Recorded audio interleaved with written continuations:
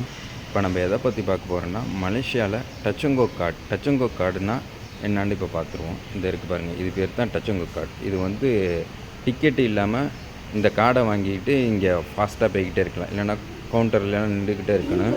இதாக வாங்கி வச்சுக்கிட்டோம்னா நம்மளுக்கு ஈஸியாக இருக்கும்.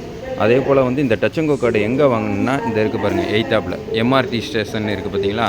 இதேமாதிரி எம்ஆர்டி ஸ்டேஷனு, எல்ஆர்டி ஸ்டேஷனு அவங்கள்ட்ட போய் டச்சங்கோ கார்டுன்னு கேட்டிங்கன்னா ஈஸியாக கொடுத்துருவாங்க. அதே போல் வந்து நீங்கள் வந்து டூரிஸ்ட்டுலாம் சொல்ல வேணாம், சாதாரணமாக டச்சங்கோ கார்டு சொல்லுங்கள், அவங்க கொடுப்பாங்க. அந்த டச்சங்கோ கார்டு வந்து 30 வெள்ளி இருக்கும். 30 வெள்ளியில் 10 வெள்ளி கார்டுக்கு 20 வெள்ளி வந்து பேலன்ஸ் கார்டில் இருக்கும். அதனால் ஒன்றும் பிரச்சனை இல்லை. நீங்கள் இது வாங்கிட்டீங்கன்னா யூஸ்ஃபுல்லாக இருக்கும். பின்னாடி எக்ஸ்பிரி டேட்டு போட்டிருக்கோம், இங்கே பாருங்கள், எக்ஸ்பிரி டேட்டு போட்டிருக்கோம். அதேமாதிரி 5 வருஷம் 6 வருஷங்கிறது கொடுத்துருப்பாங்க.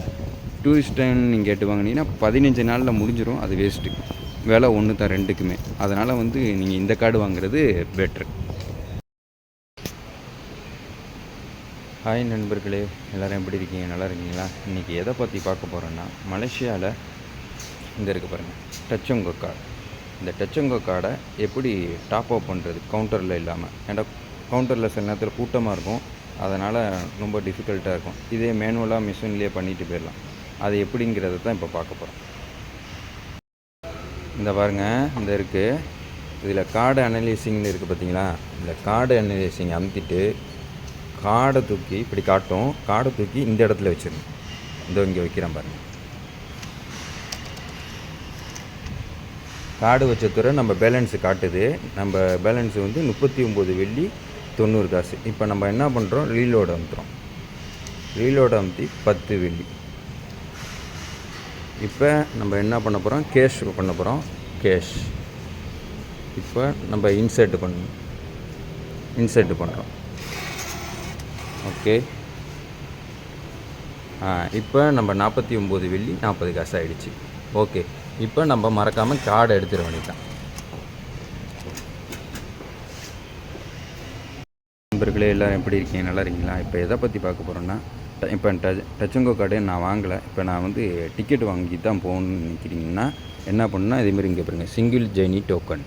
ஓகே, இப்போ நம்ம வந்து புத்திரஜெயாவுக்கு போகணும். PU இந்த வந்துருச்சு பாருங்கள், புத்திரஜெயா சென்ட்ரல். ஓகே, புத்திரஜெயா சென்ட்ரலுக்கு போயிட்டு இப்போ உங்களுக்கு ஒரு டிக்கெட்டு வேணும்னா நீங்கள் 1 2ன்னா 2 அமுத்தி நீங்கள் காசை இந்த இருக்குது பாருங்கள், இந்த இடத்துல இன்சர்ட் பண்ணிங்கன்னா ஓகேன்னு சொல்லும். நம்ம கன்ஃபார்ம் பண்ணிவிட்டு எடுத்துக்க வேண்டியதான். 1 வெள்ளி 20 காசு. இதே நீங்கள் வந்து டச்சங்கோ கார்டில் நீங்கள் போனீங்கன்னா காசு கம்மியாக இருக்கும். ஒரு 20 காசு 30 காசு கம்மியாகும். டிக்கெட்னால் ஒரு 20 காசு 30 காசு கூட இருக்கும். சரியா? அவ்வளோதான். இந்த இருக்குது பாருங்கள், இப்போ நம்ம வந்து டிக்கெட் எடுத்தோம் 1 வெள்ளி 20 காசு. இதே கார்டில் போனால் 1 வெள்ளி 10 காசு. புரியுதா நான் சொல்கிறது? இதேமாரி 10 காசு 20 காசு கம்மியாகும். இதே நம்ம லாங் டிஸ்டன்ஸ் போக நம்மளுக்கு இடத்துக்கு தகுந்த மாதிரி அந்த அமௌண்ட்டு கம்மியாகும் கார்டு யூஸ் பண்ணால்.